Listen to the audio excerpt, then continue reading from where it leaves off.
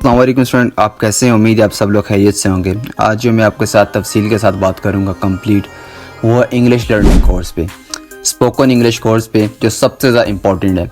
आज मैं आपको एक कंप्लीट ब्रीफिंग करूंगा कि इसकी इम्पोर्टेंस क्या है और इसके हवाले से आपने ये ज्वाइन क्यों करना है। ठीक है, आपने कंप्लीट इन्फॉर्मेशन मैं आपको प्रोवाइड करूँगा। सबसे पहले मैं आपको यही कहूँगा, सोचें कि आपने क्लास नर्सरी से लेकर आज तक आपने कितनी मरतबा ग्रामर पढ़ी है, कितनी मरतबा आपने सेंटेंस कंस्ट्रक्शन सीखी है। आपने 1000 मरतबा सीखी होगी, लेकिन आपको अभी तक आती नहीं है। वजह क्या है? क्योंकि आपने फोकस नहीं किया। दूसरी चीज़, SLO बेस्ड सिलेबस जो अभी एग्जामिनेशन में चल रहा है।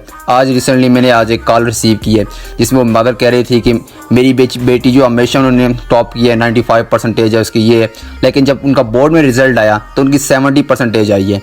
क्या वजह थी? SLO बेस्ड सिलेबस में वो मैंने उनको एक वजह बताई कि वो रट्टा मारती थी, रट्टा सिस्टम था। अभी SLO बेस सिलेबस में ऐसा बिल्कुल भी नहीं है। SLO बेस में आपको इंग्लिश लाजमी आनी चाहिए। इंग्लिश कितनी इंपॉर्टेंट है अभी आपकी लर्निंग के लिए, आपकी स्किल्स के लिए, मैं आपको बताऊंगा। सबसे पहले इंग्लिश के मैं कुछ की पॉइंट्स बताता हूँ कि आपको क्यों सीखनी चाहिए और कितनी इंपॉर्टेंस है। हिंदुस्तान में इंग्लिश इतनी ज़्यादा इंपॉर्टेंट है, इतनी इंग्लिश ब्रिटिश में भी इंपॉर्टेंट है। ब्रिटिश कंट्रीज़ हों, चाहे इंग्लैंड हो या कोई और यूरोपियन कंट्री हो, वहाँ पर भी इंग्लिश को इतनी इंपॉर्टेंस नहीं दी जाती जितनी पाकिस्तान को में दी जाती है। सबसे पहले फॉर एग्जांपल आप कोई भी कमीशन का टेस्ट देंगे, वहाँ पर इंग्लिश को नेसेसरी है, वहाँ पर इंग्लिश जो है आपका की पॉइंट होना चाहिए, अच्छी ग्रिप होनी चाहिए। सबसे पहले तो इंग्लिश वहाँ पर आ गई। नंबर 2, आपका जो SLO बेस्ड सिलेबस है जो अभी चल रहा है, फॉर एग्जांपल आप प्रिपरेशन कर रहे हैं मैथ, केमिस्ट्री, फिजिक्स, किसी भी सब्जेक्ट की, आप कोई भी क्लास हो, 9th हो, 10th हो, फर्स्ट ईयर, सेकेंड ईयर हो, आप अगर चल रहे हैं, आप कर रहे हैं, प्रिपरेशन कर रहे हैं, लेकिन आपको इंग्लिश नहीं आती, आप बेशक रट्टा मार लें, जब एग्जामिनेशन में आखिर में बैठेंगे तो आपको कुछ नहीं पता होगा।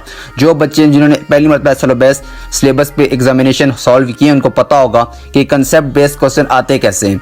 वो भी कंसेप्ट SLO बेस्ड वाला कंसेप्ट भी आपको क्लियर बताऊंगा। इसमें इंशाल्लाह मैं सेंटेंस कंस्ट्रक्शन सिखाऊंगा, आपको ग्रामर सिखाऊंगा। शुरू से SLO बेस्ड सिलेबस पे स्पेशली हमारा फोकस होगा कि क्वेश्चन आते कैसे हैं, बच्चों के क्वेश्चन किस तरह से जनरेट होते हैं, एक टॉपिक में से, एक कंसेप्ट में से वो क्वेश्चन किस तरह पूछे जा रहे हैं। फेडरल बोर्ड हो चाहे कोई भी बोर्ड हो आपका पाकिस्तान में अभी जो है SLO बेस्ड सिलेबस जो अनाउंस हुआ है, अनाउंसमेंट हुई है, पहला स्टेप जो फेडरल बोर्ड का ही था। तो कोई भी आपका बोर्ड हो, इंशाल्लाह ये कोर्स करने के बाद आप इस काबिल हो जाएंगे कि आप फरफर इंग्लिश भी बोलना शुरू कर देंगे और इंशाल्लाह आपको SLO बेस्ड सिलेबस की एग्जामिनेशन की पूरा आइडिया हो जाएगा। आपको साल के शुरू में मैं कोर्स इसलिए प्रोवाइड कर रहा हूँ ताकि आपको मसला नहीं हो, आपको आने वाले दिनों में ये मसला नहीं हो। ये मेरी आप गारंटी दे लें कि इंशाल्लाह इस कोर्स के बाद आप इस काबिल हो जाएंगे कि आप इंग्लिश बोलना शुरू कर देंगे। हम अपनी क्लासेस में बच्चों की इंग्लिश स्पीकिंग स्किल को भी बढ़ाएंगे, उनको टाइम देंगे कि वो बोलना शुरू कर दें इंग्लिश, ताकि इंग्लिश बोलने से आती है, इंग्लिश कभी ज़िंदगी में सुनने से नहीं आती। दूसरी, ग्रामेटिकल मिस्टेक, आपको ऐसे लिखाने, आप कोई भी किसी भी टॉपिक पर ऐसे लिखने के काबिल हो जाएंगे। आपको ये भी इंशाल्लाह मैं कंफर्म कर दूं।